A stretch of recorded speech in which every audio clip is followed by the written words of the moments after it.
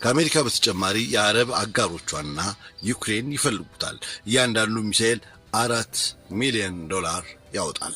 አሜሪካ በአመት ወደ 700 የሚጠጉ የፓትሪዮት ሚሳኤሎችን ታመርታለች ተብሎም ይታመናል። ኢራን የባላስቲክ ሚሳኤሎችን ማስወንጨፏን ከቀጠለች አሜሪካ ያላትን ውስን ክምችቶች መጨረስ ትጀምራለች። የሲአይኤስ ባለሙያ ካንቺያን እንደሚሉት ከሆነ አሜሪካ 1600 የሚጠጉ የፓትሪዮት ሚሳኤሎች ሊኖራት ይችላል ሲሉም ገምተዋል። ይህ ቁጥር በቅርብ ቀናት ውስጥ ተመናምኗል። አሜሪካ ከአየር ወደ መሬት የሚደረገውን ጦርነት ለረጅም ጊዜ መቀጠል እንደምትችል ቢናገሩም የአየር መከላከያ ጦርነቱ ይበልጥ አሰልቺ ይሆናል። ፕሬዝዳንት ትራምፕ የፓትሪዮት ቁጥር ለመቀነስ ፈቃደኛ ከሆኑ ኢራንን የበለጠ መቋቋም እንደምንችል አስባለሁ።